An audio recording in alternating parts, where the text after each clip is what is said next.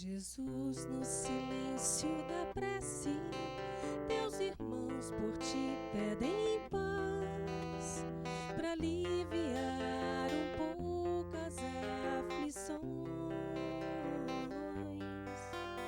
Senhor, enxugai nosso pranto, precisamos do teu amor e sentir tua presença envolver nossos corações. Por isso vem, Jesus.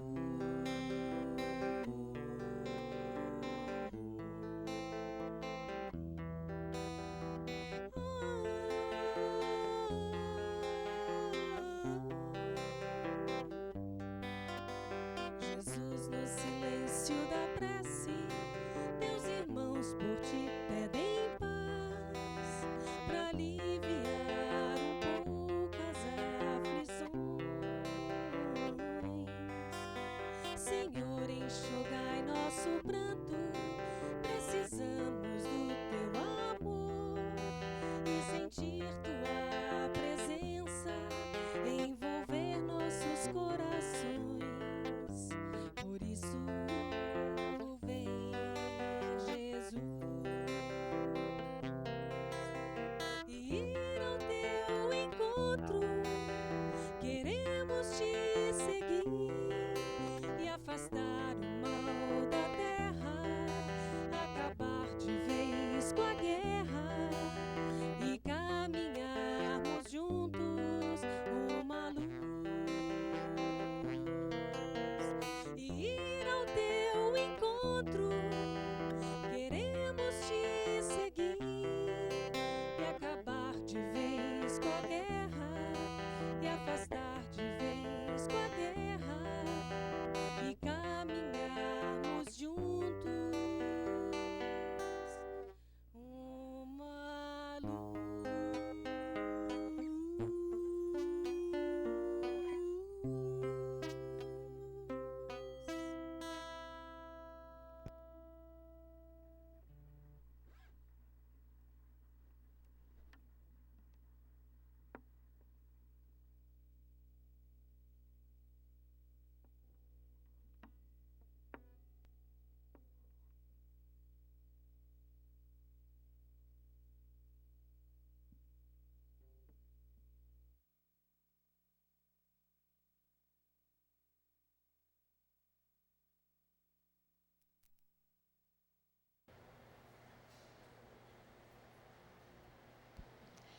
Bom dia a todos. Dá um bom dia, assim, bem caloroso. Bom dia. Que bom, olha que energia boa. Agora eu fiquei até mais animada. Que todos sejam muito acolhidos, se sintam muito bem em nossa casa, para que a gente possa prestar atenção na mensagem que hoje a palestrante Elídia Levi vai nos trazer, que ela preparou com tanto amor e com tanto carinho, e que certamente vai trazer ensinamentos importantes para nós. Vamos fazer na nossa prece inicial.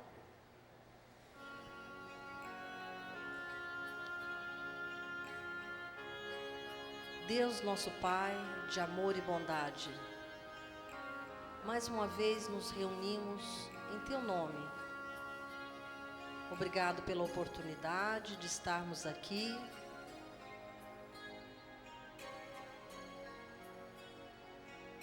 abraçando a todos os nossos irmãos com amor e com fraternidade. Que possamos nessa manhã receber o alimento espiritual tão necessário ao nosso espírito. Abençoe-nos a todos. Abençoe inclusive aqueles que não puderam estar conosco hoje nessa manhã. Graças a Deus. Então, quem vai fazer a palestra para nós é Elídia Levi. Ela é assistente social de profissão. Ela trabalha na creche Gustavo Marcondes, dando orientação na parte de assistência social e também para os funcionários e familiares. É isso, Elídia? Isso. E hoje, então, ela vai trazer um tema que ela mesma vai apresentar para nós. Com a palavra, Elídia.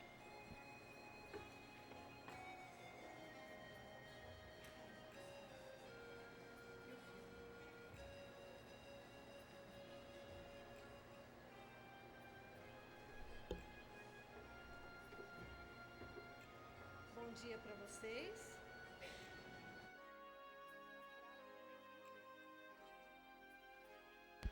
Bom dia. Agora sim. Eu estava lembrando de um exercício quando a Gleides falou bom dia e disse que estava fraco, e eu vou arriscar fazer com vocês. Eu sei que tem gente que vai achar muito ruim comigo, mas assim, sejam caridosos. Vocês conhecem o Padre Haroldo? Já ouviram falar? Ele tem um trabalho muito interessante, muito eficaz, com dependentes químicos, de álcool, de drogas, né? E ele tem várias técnicas que são muito eficientes.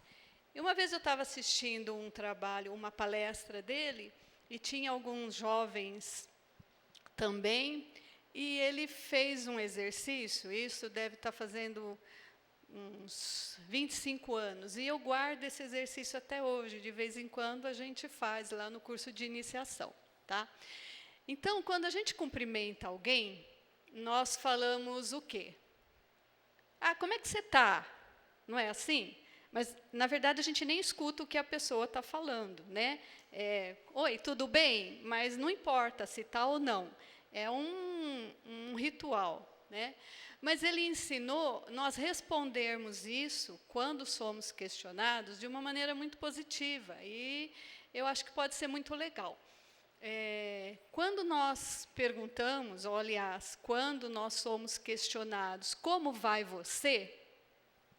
Ele ensinou nós respondermos, primeiramente para nós mesmos, que eu vou cada vez melhor, tá? Porque a partir dessa verbalização daquilo que está abstrato, eu vou concretizando isso na minha vida, tá? Vocês topam fazer isso agora? Então eu vou perguntar, como vão vocês? E vocês soltem primeiro aqui dentro de vocês, e depois soltem, verbalizem, cada vez melhor. Porque assim nós começamos a construir o nosso dia cada vez melhor. Vamos lá? Não é tão difícil, é? Então vai. Como vão vocês? Cada vez melhor. É isso, saiu bem, né? E cada vez melhor, nós vamos falar hoje sobre o relacionamento amoroso, uma visão do espírito. É interessante observar o comportamento humano no que diz respeito ao relacionamento amoroso entre duas pessoas. O desejo natural de viver uma história de amor, ela é muito presente, o desejo é muito presente na vida de todo mundo. Mesmo entre aqueles que já se uniram, já se separaram, já se uniram de novo, já se separaram de novo, parece que é uma busca, né? Todos nós gostaríamos de ter sido ou de ser flechado pelo Cupido, não é assim? E tem ainda algumas pessoas que questionam, nossa, mas você não tem namorado? Nossa, mas você não vai casar? Como se isso fosse automático, né? Você não quer casar? Você não quer namorar? Não é assim, né? Existe o Cupido que a gente pode falar, tem que bater, né? Tem que ter o clique entre as duas pessoas. Parece que o ser humano, ele nasceu para casar, para juntar, ou hoje em dia, para ficar, né? Isso permeia a nossa encarnação desde criança, não é assim? É muito comum crianças pequenas e ter um adulto, às vezes o vô, o tio, a professora, né? E começar a questionar ou falar, perguntar para a criança, nossa, fulaninha é seu namoradinho? Fulana é seu namorado? A criança não entende nem o que é aquilo, mas já vai sendo condicionada a que namorado ou namorada vai fazer parte da vida dela.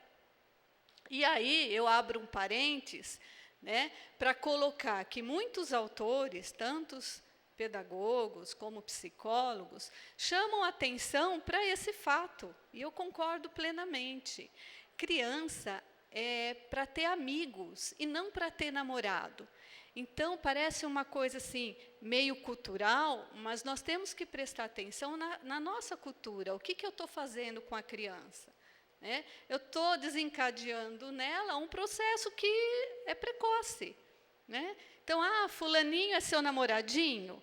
Ou a criança vem contar para o pai, para a mãe, para a tia, para a avó, fulano é meu namorado. Não. Criança tem colega, namorado é para gente grande. Isso é um parênteses que é muito importante na questão da educação das nossas crianças. Tem o adolescente, que se produz todo, para as grandes conquistas.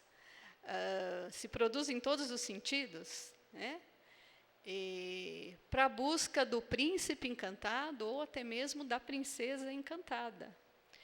Tem o jovem adulto, que hoje em dia a linguagem é diferente, é o ficar. E eu posso afirmar para vocês que mesmo esses ficantes, em entrevistas, em pesquisas, eles se mostram, de uma maneira, em geral, insatisfeito com esse ficar, no sentido ingênuo da palavra.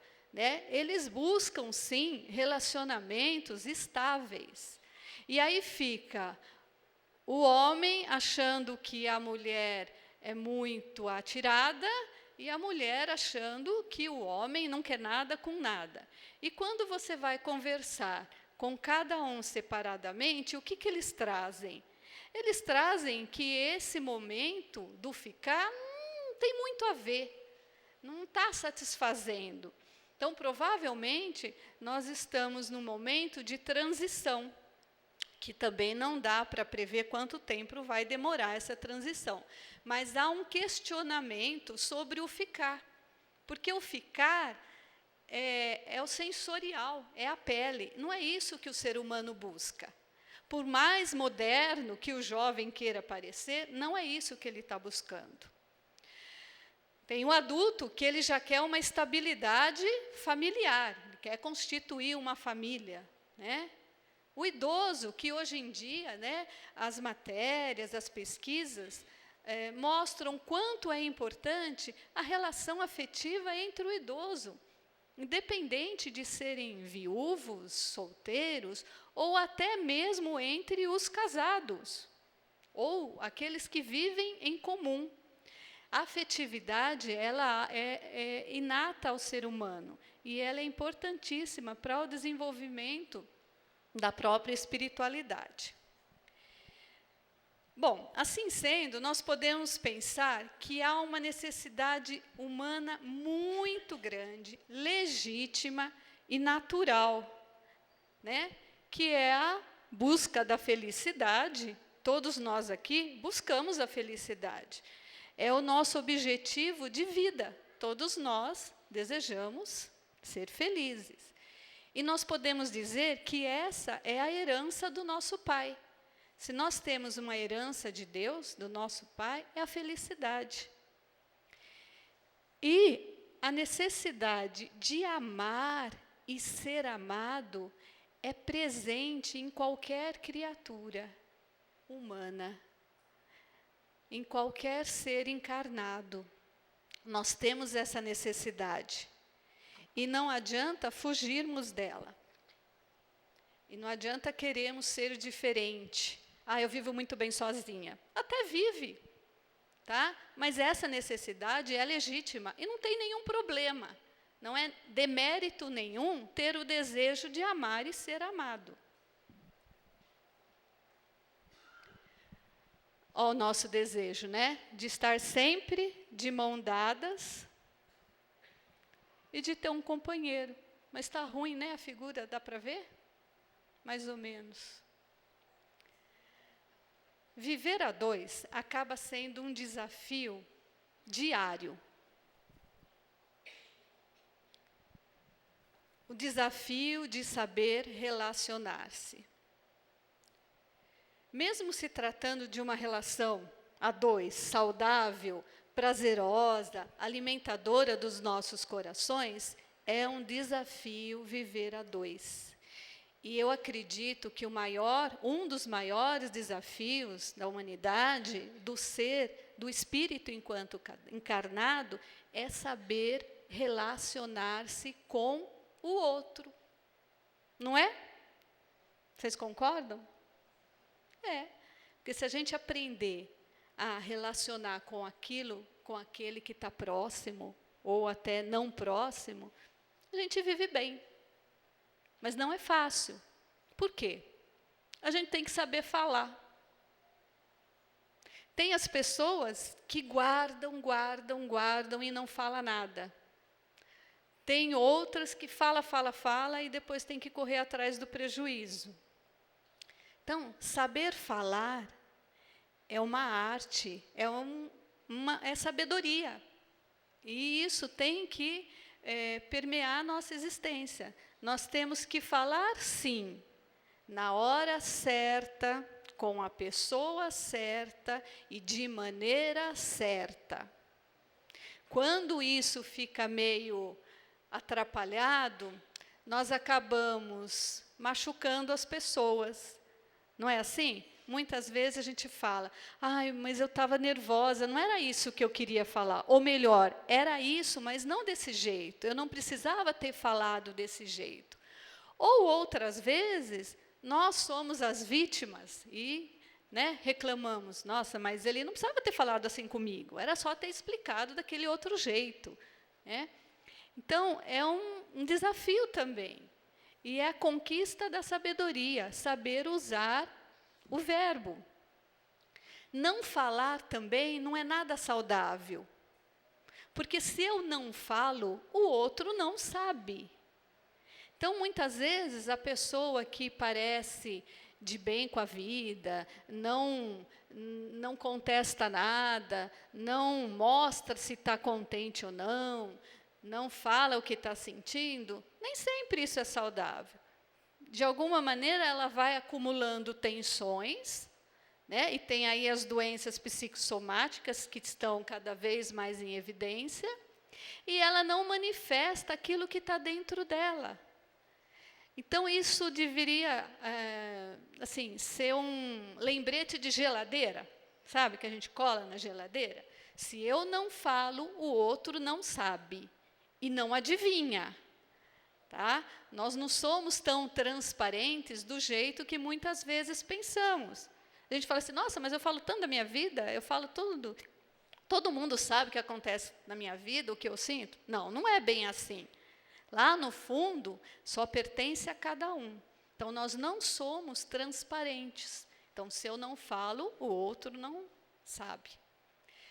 Saber respeitar o limite do outro. O que será que é isso, hein? Quem chuta? Difícil isso? Não é difícil? Não é difícil saber, né? É difícil viver. Tem um ditado popular que diz assim, não espere do outro aquilo que ele não tem para dar. Vocês já ouviram isso? Já? E o que acontece na nossa vida? Nós esperamos, sim, do outro. Por quê? Porque nós criamos expectativas em relação ao outro, baseados na nossa referência.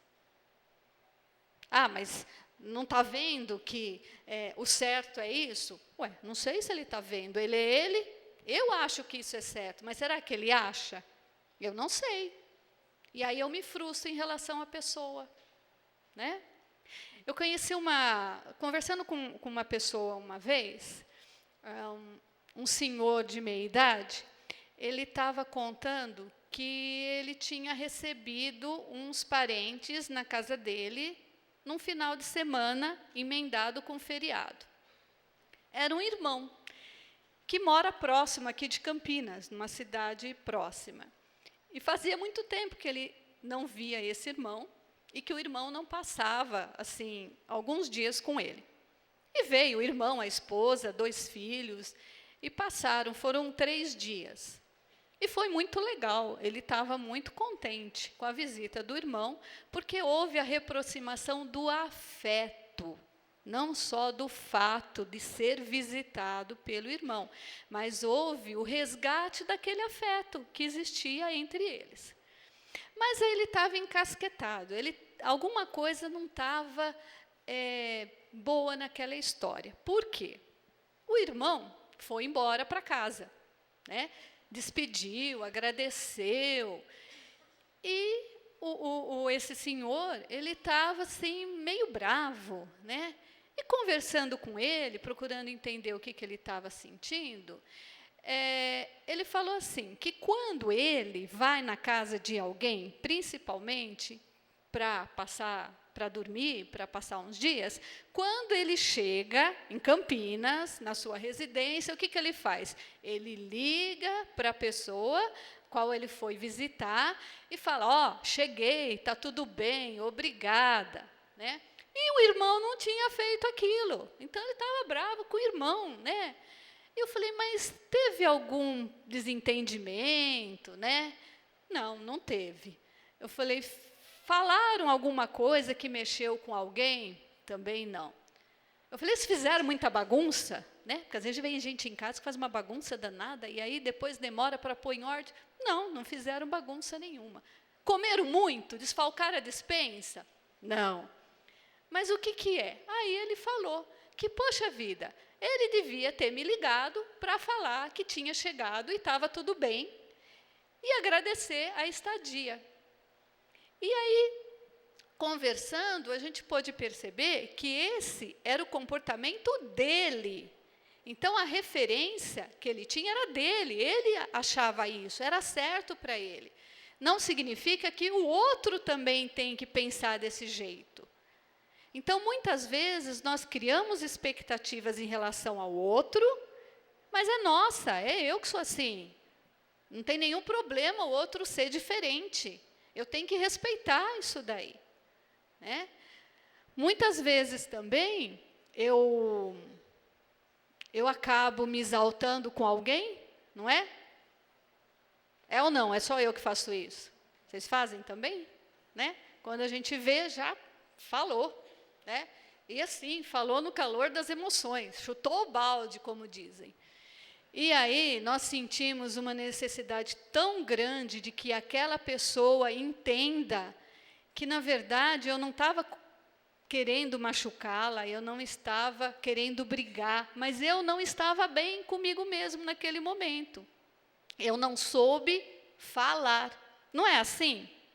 É também? Mas e quando é ao contrário? Como é que é? E quando nós escutamos algo de uma maneira mais calorosa, assim, mais inflamada, e nós percebemos que aquilo não é da pessoa, é aquele momento, ela foi infeliz, né? Aí a gente fica aquela coisa, não é? Aquela mágoa, e demora um tempo para aquilo apagar. Então, respeitar o limite do outro é nas pequenas coisas. O nosso dia a dia é feito de pequenas coisas que possuem grandes significados. São as coisas mais banais, aparentemente, que constroem o nosso dia a dia.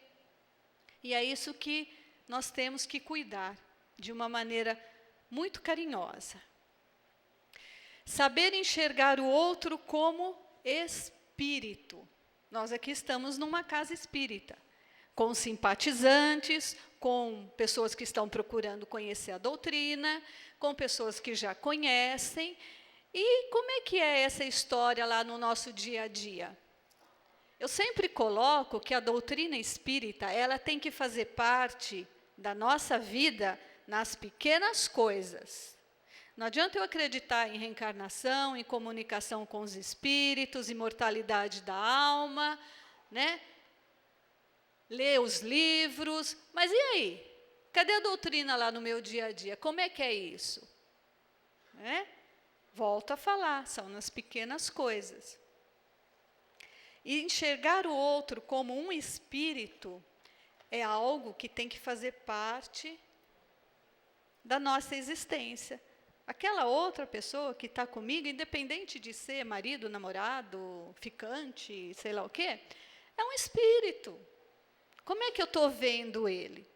Como é que eu estou respeitando? Como é que eu estou enxergando os limites? Espírito, né? São os seres inteligentes da criação. Pergunta lá no Livro dos Espíritos. Único, o que é isso? Não tem ninguém aqui igual a outra pessoa. Cada um tem a sua especificidade, tem a sua individualidade. Cada um de nós aqui temos as nossas bagagens. E não precisamos ir lá longe, em encarnações passadas, não. Nessa mesmo, nós temos as nossas. Cada um tem uma história, né? Nós temos acertos. Quantas coisas nós acertamos na vida, não é? Às vezes nós não damos tanta importância a isso. Nós só damos importância aos enganos. Mas também é algo que a gente tem que pensar. O nosso coração, ele tem que ter espaço maior para as coisas legais da vida, para os nossos acertos, para as nossas vitórias. E o que acontece? Nós damos um espaço enorme para as coisas chatas, para os nossos enganos, para os nossos medos, para os nossos erros, e fica um espaço muito apertadinho para aquilo que vai alimentar a nossa existência. Fica lá apertadinho, as coisas legais nem cabem, né? Nem aparece. Por quê? Eu valorizo tanto as coisas chatas que não sobra tempo para as coisas legais. O espírito, ele tem uma capacidade de crescer, de amadurecer. Se cada um de nós olharmos hoje para alguma situação que nós tenhamos vivido, mês passado, ano passado, provavelmente muitos de nós vamos perceber que hoje teria um outro sentido, né? Que eu agiria de uma outra maneira, com mais sabedoria, com mais maturidade. É a capacidade do espírito de crescer, de amadurecer. Não dizem que a vida começa aos 40? Né? Aliás, hoje em dia eu já estou adiantando, né? Eu acho que é mais lá para frente, né? Porque a média de vida da população está aumentando. Então, nós temos muito para viver com amadurecimento, e isso é uma capacidade do espírito. Ninguém nasce pronto, ninguém nasce perfeito, ou nada acontece como uma mágica que torna o espírito de imperfeito para perfeito. Não é assim. É construindo, é nas pequenas coisas. Isso é muito importante. Nas pequenas coisas do dia a dia é que eu vou crescendo, é que eu vou amadurecendo. Nada vai acontecer para que eu me torne um espírito perfeito como um grande acontecimento, né? Como um passe de mágica. Não, é de dentro para fora e não de fora para dentro. E a gente muitas vezes fica esperando algo acontecer para eu fazer tal coisa, ou para eu ser isso, ou para ser aquilo. Não é assim, é um engano. E evoluir, né? Olha lá o nosso caminho. Evolução. Nós temos essa capacidade, e é lógico que não é no tempo em que a gente gostaria que fosse, né? Às vezes demora muito, mas também às vezes a gente não faz nada, né? Fica lá presa na dor. Toda dor é uma consequência. Aí a gente fica presa na dor e não vai embora. E fica lá, a fila já andou, como dizem os jovens, e eu estou lá atrás ainda. Estou lá curtindo a mágoa do fulano que olhou feio para mim em determinado dia, né? Bom, Quando há a união de duas pessoas, há a união de dois inteiros, dois espíritos, não é assim? E não a união de duas metades, como dizem alguns ditos populares, né? Então tem assim, a metade da laranja, a tampa da panela, que mais? Que mais que vocês sabem? A cara metade. Tem uma história de sapato velho para o pé cansado, não tem? Como é que é? Eu achei o chinelo velho para o meu pé cansado. Não tem uma coisa assim? Não? Alguém sabe mais um? Cada tampa tem o seu caldeirão. Nossa, caldeirão pesado, né? Então, não tem esses ditados populares? E aí a gente fica esperando de achar um encaixe perfeito. É assim? É assim que a gente vem vivendo em termos culturais, não é? Tanto é que tem esses ditados. E quando alguém está sozinho, você não achou sua metade ainda, né? Então, fica esse conceito. Aí nós vamos lá no Livro dos Espíritos, olha lá, pergunta 299. Em que sentido se deve entender o termo metade que certos espíritos se servem para designar os espíritos simpáticos? Está lá no Livro dos Espíritos, não sou eu que estou falando. A expressão é inexata, dizem os espíritos. Se um espírito fosse a metade do outro, separado dele seria incompleto. Está dando para ver o desenhinho cortado no meio? Tá. E aí, como é que fica essa história lá no nosso relacionamento? Como é que é? A gente nem lembra disso, não é? Quem lembra? Nossa, ninguém. Ninguém se atreve a levantar a mão? Ninguém lembra que o outro é o outro? Na verdade, é isso mesmo, né? O relacionamento a dois, ele é muito mais do que a realização de um sonho, de ter alguém, de amar e ser amado. Ele transcende a isso. É a oportunidade de crescimento em todos os sentidos, principalmente do ponto de vista espiritual. É ou não é? Vocês concordam com isso? Ixi, acho que não gostaram, ninguém está falando nada. Quem concorda? Estão se soltando. Se vocês não falam, eu não vou saber se vocês concordam ou não. De repente eu estou falando um monte de coisa aqui, e vocês não estão concordando com nada. Vocês podem falar, né? No início de qualquer relacionamento a dois, há a fase do enamoramento, não é assim? É a paixão, né? Cada um dá o melhor de si, em todos os sentidos, não é assim? Põe a melhor roupa, se arruma, passa perfume, é muito gentil, dá flor para a namorada. Gente, quando eu comecei a namorar, todo mês eu ganhava um botão de rosa. Não preciso nem falar agora, né? Mas tudo bem.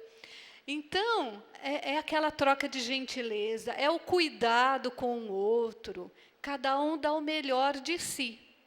Se isso aparece lá no começo, no enamoramento, não é que a pessoa tirou de algum lugar externo aquele comportamento, é que é dela mesmo, ela dá o melhor de si, ela tem o prazer de dar o melhor de si.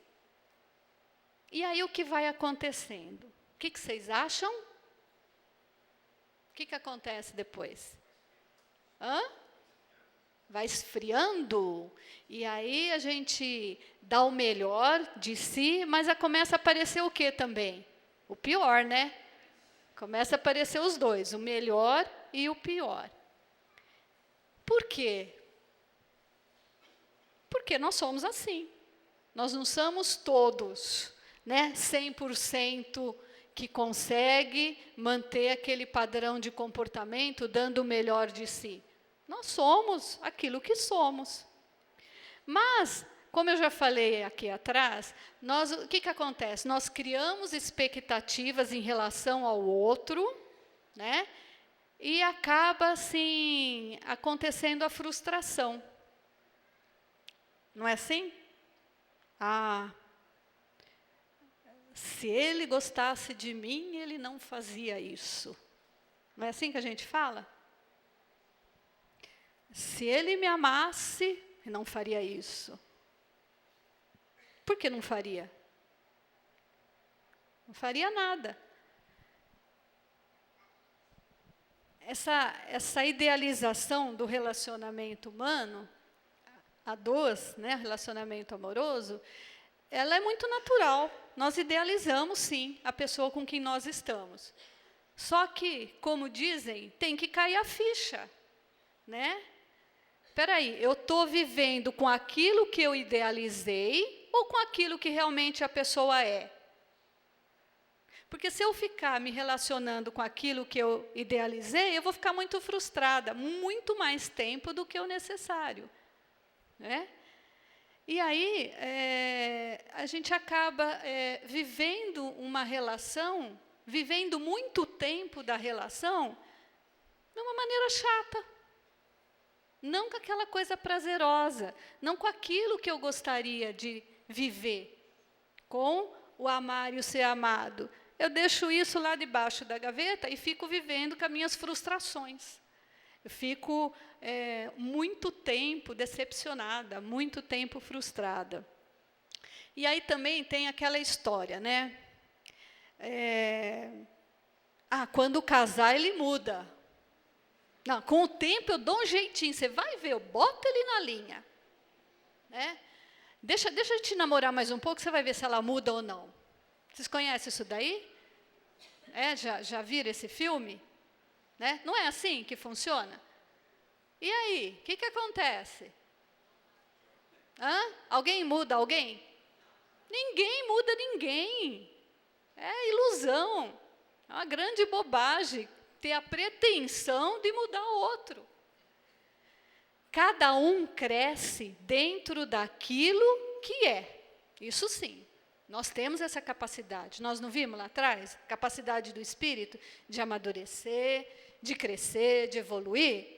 Nós temos essa capacidade e é assim que funciona.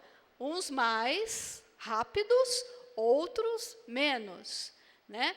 Uns são mais agitados e vão conseguindo lidar melhor com isso, e outros, o tempo é diferente. Mas nós temos essa capacidade.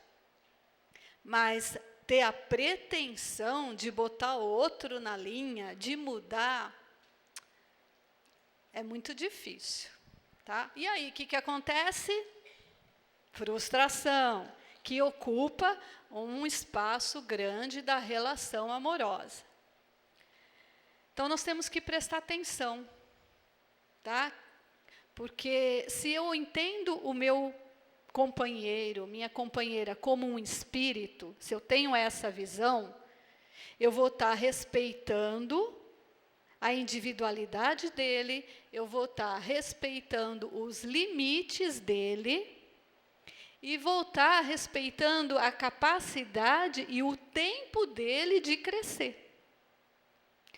Eu não tenho poder nenhum de mudar alguém.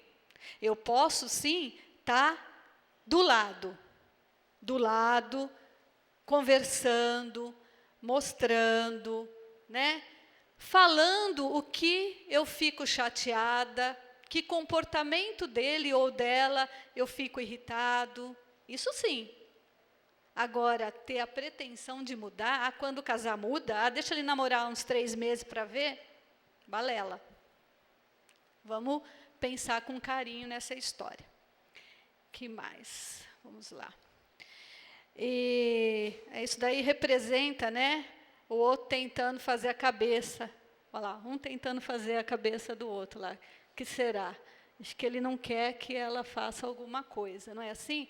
O marido vai, né? E tenta convencer com jeitinho.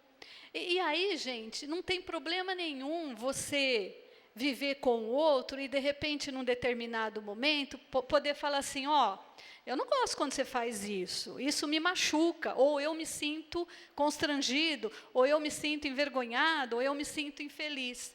Tem que falar. Qual que é o problema? Se eu não vou falar, ele não vai saber. E aí eu vou achar assim, pô, ele não me conhece, não sabe que eu não gosto disso? Às vezes eu pergunto, você já falou para ele? Não, né? Então a gente tem que conversar, a gente tem que falar daquilo que a gente sente. É cultural também o fato de muitas pessoas falam assim, eu fico quieta porque se eu for falar ele vai ficar chateado, eu não quero machucar fulano, né? E aí eu não falo o que eu estou sentindo. Não é assim? Como se falar o que está sentindo, falar o que deseja ou o que não deseja, tivesse que ter como consequência uma briga. Eu tenho que brigar para falar que eu não gosto de tal coisa? Ou eu tenho que brigar para dar uma opinião diferente? Isso não só no relacionamento a dois, no trabalho, na família. Eu não preciso brigar, mas eu posso falar, olha, quando você faz desse jeito, eu fico chateada. Ou, olha, se fizer assim, será que não dá certo? Eu não preciso brigar. E muitas pessoas vão engolindo, aí acabam adoecendo. Por quê? Porque tem medo de falar. Tá, mas não precisa... mas eu não quero magoar o fulano. Não é para magoar, é só saber falar. É aquilo que a gente falou no começo, é a sabedoria humana. Eu tenho que saber falar. Na hora certa, de maneira certa, com a pessoa certa. Não é assim? Bom, e aí, nós vamos encontrar essa palavrinha, que é tudo de bom, não é? O amor. O amor abrange todas as áreas da vida. E tem uma música que diz essa frase: quando a gente ama, simplesmente ama. É impossível explicar. Vocês sabem de quem é essa música? Ai, que bom. Uma vez eu estava fazendo um trabalho com jovens, e eu falei dessa música, até arrisquei cantar a música, ninguém conhecia a música, eu fiquei super frustrada, né? E aí eu comentei com uma outra pessoa, falou, pô, mas você tinha que pôr um rock, alguma coisa, você vai pôr essa música? Então, é Oswaldo Montenegro, ele canta essa música e é linda. E ele fala, quando a gente ama, simplesmente ama. É impossível explicar. Alguém consegue explicar detalhadamente o que é o amor? Tem lá no dicionário. Mas o sentimento que isso acarreta, não dá. Né? O amor, ele tem essa peculiaridade. Ele é incondicional. Quando a gente ama, simplesmente ama. Eu não amo se. Muitas vezes nós fazemos essa confusão. Eu amo se... Vamos lá, vamos pegar um Tom Cruise da vida, né? Se ele for bonito, alto, sei lá, forte, se ele for rico, se ele for bom, se ele for trabalhador, se ele for honesto, se ele me ajudar em casa, se ele for um bom pai, e no feminino também. Isso não é amor. Se as condições que eu estabeleço, elas fizerem parte do meu sentimento, não é amor, é outra coisa, mas amor não é. Nós não vemos, assim, na TV, às vezes, essas rebeliões que tem em presídios, em unidades de recolhimento de menores, né? Vocês provavelmente já presenciaram isso na TV. O que acontece? O que mostra? O que a mídia mostra? Ninguém viu? O que mostra? Mostra aquele fuá dentro lá da instituição, e do lado de fora mostra o quê? As mães, esposas, sofrendo muito, né? Elas têm consciência que quem está lá dentro precisou ser retirado de um convívio social, por algum motivo. Elas têm essa consciência. Mas isso não impede o sentimento que elas têm por essas pessoas, não é? É assim que funciona. O amor, ele simplesmente é. Então, nós temos que prestar atenção. O que eu sinto por essa pessoa? Né? Às vezes eu atendo jovens que, eu não sei se eu gosto, não sei se eu não gosto, não sei se eu continuo namoro, não sei se eu continuo. Então, vamos começar a entender, porque eu posso, sim, gostar de uma pessoa chata, não posso? Eu falo que todo mundo é chato, cada um é de um jeito. Né? Eu vou gostar. Eu posso gostar da pessoa que tem uma característica que eu não concordo. Eu tenho que ter consciência disso. Eu não posso pôr a condição para o meu sentimento surgir. Se eu falar assim, eu só vou amar se acontecer isso, não. Então não é amor, é outra coisa. E aí eu me iludo, né? É como se fosse um amor e vem a onda e desfaz. Não é amor. É um outro tipo de sentimento. Mas a incondicionalidade do amor é uma característica que ela tem que ser pensada por quem está numa relação amorosa. Outro fator muito importante, nós não podemos confundir amor com posse. Isso é muito comum nos relacionamentos, muito mais do que nós mesmos imaginamos. O amor, ele é um sentimento de doação e não de posse. Ninguém é de ninguém.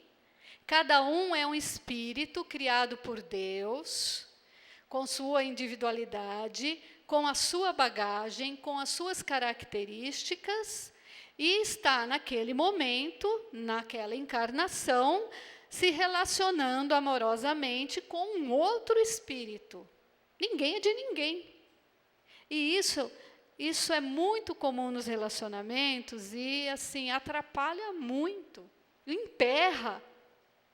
É muito ruim. Né? A gente tem que prestar atenção. Né? É muito comum. Marido meu não pode isso.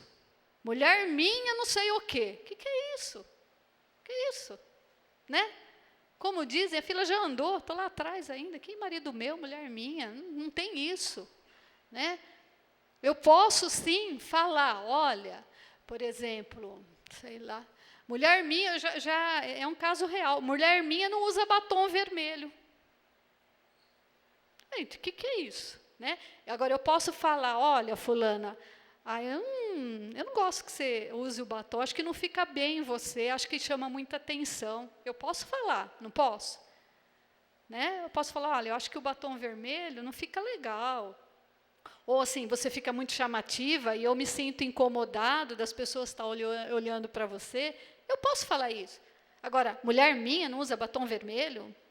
Marido meu não joga bola. Que isso? Que isso? Né? Hoje em dia, que a atividade física é tão importante, né? Espera aí, eu posso falar o seguinte, olha, eu não gosto que você saia do jogo de bola e fique no bar bebendo, eu fico preocupada ou eu acho chato, eu posso estar falando isso. Né? Olha, então, cuidado, eu posso sim estar falando, mas, sabe, não tem esse sentimento de posse. Eu posso manifestar o meu desejo e aquilo que eu sinto. Eu tenho que fazer isso. Agora, ninguém é de ninguém. Né? São dois espíritos que estão, no momento, vivendo juntos. Isso tem que prevalecer com muito prazer e não com coisa chata. Né? Tem uma lenda, eu acredito que muitos de vocês aqui já conhecem essa lenda. É mais ou menos assim, né? É uma lenda indígena que conta que 2 jovens foram procurar o feiticeiro da tribo para pedir um conselho. E os dois eram muito apaixonados e eles pretendiam se casar. E chegando lá na tenda do feiticeiro, eles falaram: olha, nós nos amamos tanto, nós nos desejamos tanto, que nós viemos aqui buscar um conselho.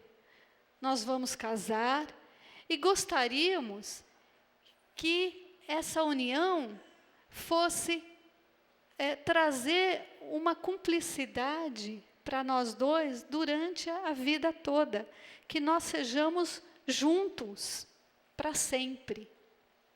O que devemos fazer?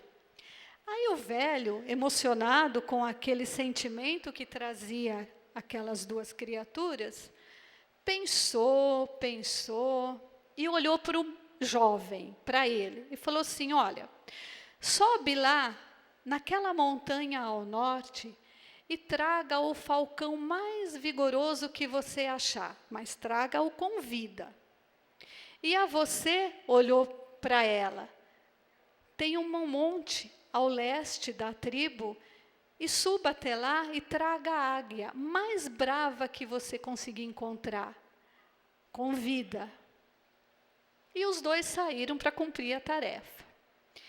E o velho feiticeiro estabeleceu o dia e o horário para eles trazerem a tarefa cumprida. E chegou o dia marcado. Trouxeram as aves, felizes, empolgados com aquela união, apaixonados. E falaram para o velho feiticeiro: aqui está a tarefa. E agora? Que faremos?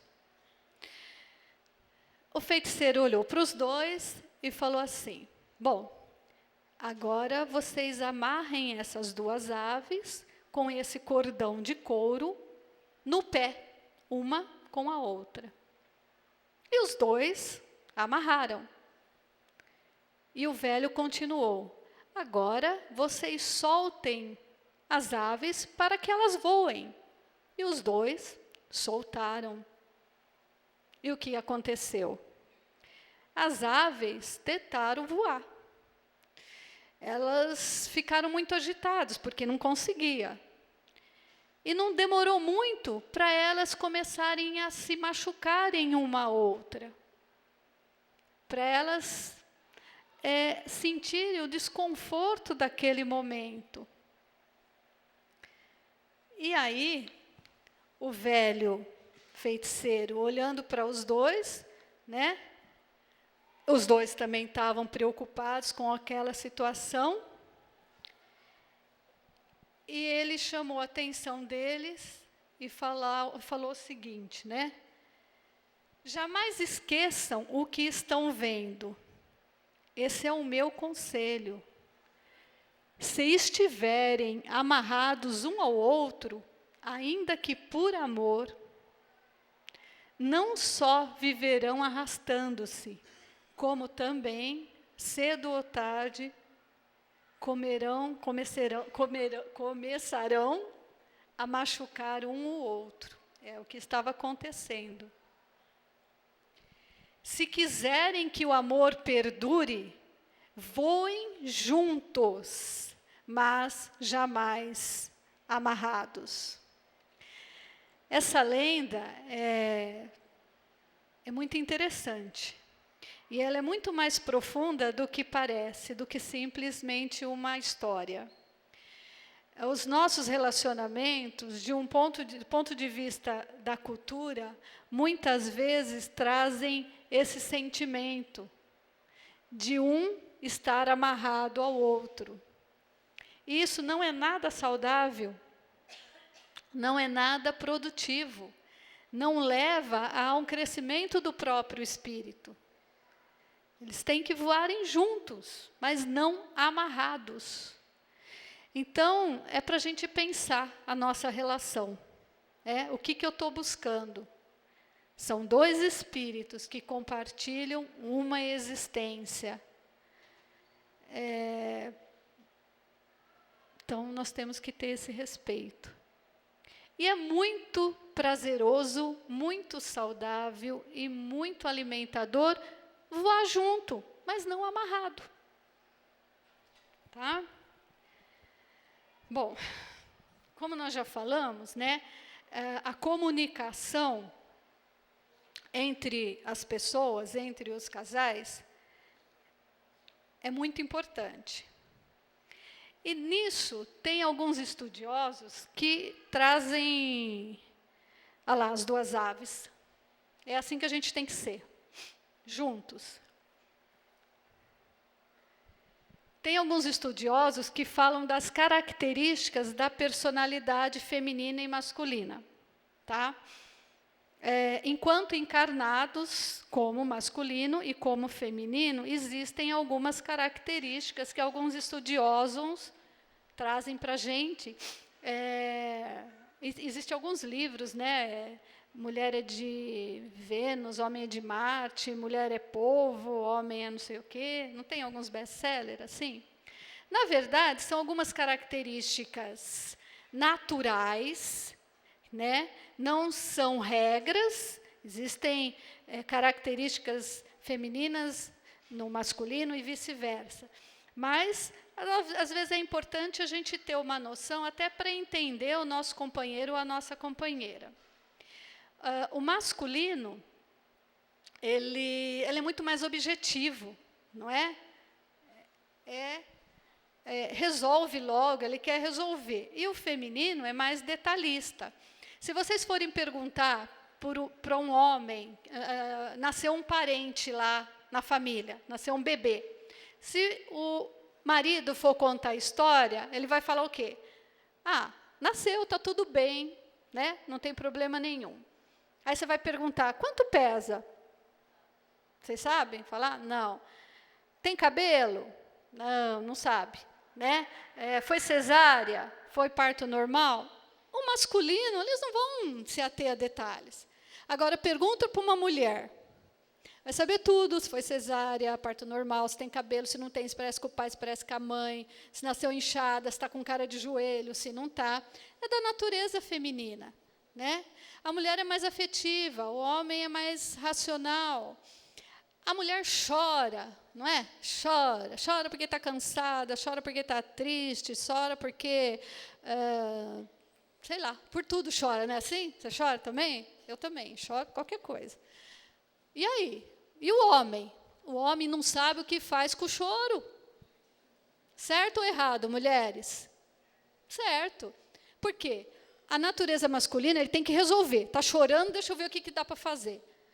Homens, não preciso fazer nada. É só dar o ombro para a mulher chorar. Né? Aí fica uma frustrada de um lado, porque está chorando, e o outro não está ligando. E o outro, né, incomodado. E o que está chorando? Né? Não sei o que tem, chora porque qualquer coisa. São questões da natureza, feminina e masculina. Né? Então, não precisam fazer nada, só chora, só escuta. Né? Não tentem resolver. Às vezes a mulher conta situações do trabalho ou do dia a dia da casa, né? Do filho, do serviço, do gás que acabou, não sei o quê. O homem fica atordoado porque ele acha que tem que resolver alguma coisa. Não tem que resolver nada, é só escutar. Né? É só escutar e pronto. E, às vezes, o homem não sabe o que faz. Às vezes, a mulher pergunta para o homem como foi o seu dia. O homem fala, foi tudo bem. Aí a gente escuta, ele não quer me contar. Olha lá, não conta nada, não sei de nada. Né? É da natureza. Ele tá bom, o dia dele foi bom, ponto final.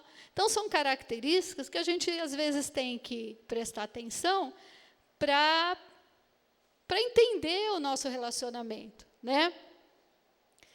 A mulher, ela tem uma característica de fazer 500 coisas ao mesmo tempo. Vocês reconhecem nessa figura? O que é? Pois é, olha só, né? Só não trabalha em circo porque não dá tempo, porque faz tudo. Né? É uma característica feminina. E aí, ela se queixa. O que ela fala? É comum escutar. Nossa, sabe lá em casa é o seguinte, nós dois trabalhamos, eu chego em casa, ele está deitado no sofá e a pia está assim de louça. Olha lá, na casa dela deve ser bastante assim, né? Marido não está aí hoje? Puxa vida, não. Depois você pega o DVD e dá para ele. Não é assim? Ou essa história vocês não conhecem? Poxa vida, eu trabalho também o dia inteiro e busco criança e levo criança, e ele fica lá deitado no sofá. Aí muitas vezes eu falo assim, você já pediu para ele adiantar a louça se ele chegar primeiro? Não. Você não quer tentar pedir? Aí depois ela veio me contar. Você pediu? Pedi. E aí, ele lavou? Lavou. Então, se eu não falo, o outro não sabe. Ah, mas não está vendo? Gente, não está. Não está. Cá entre nós, mulheres. Porque aquilo está incomodando a mim, não a ele. Não é assim? É assim. Então, eu tenho que falar. Eu tenho que mostrar o que eu desejo.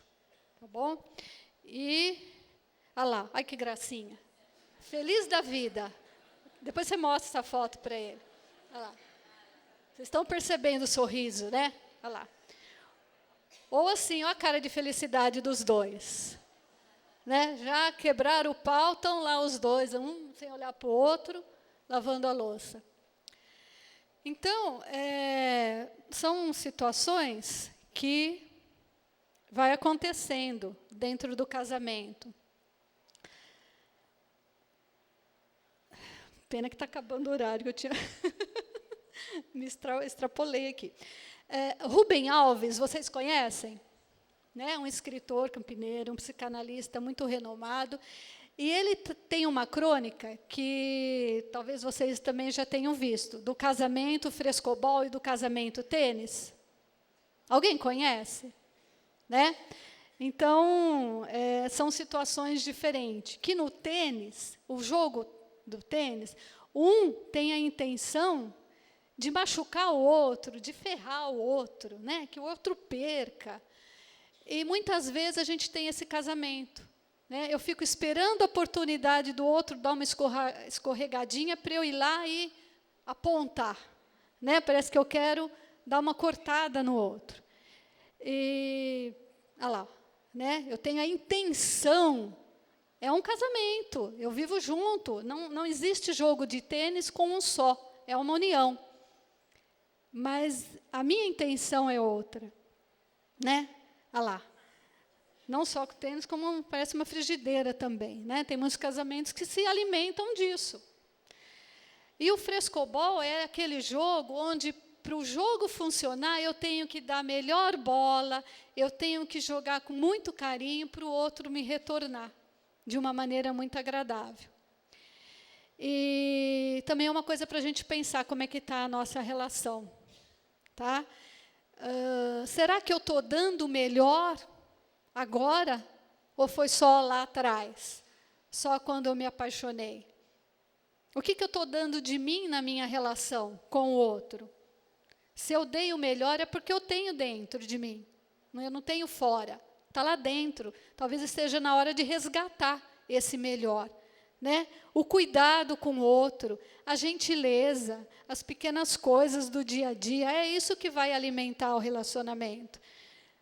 Ver o outro como um espírito, não como um objeto meu, como meu marido, minha mulher, né? No sentido de posse. Mas isso é uma conquista diária e, às vezes, não é a curto prazo. Mas é importante nós pensarmos desse jeito, porque é só assim que essa união pode ser alimentadora dos nossos corações. Só assim é que o meu desejo de amar e ser amado vai se realizar. De valorizar o essencial e não o supérfluo. Como eu falei naquela figurinha lá né?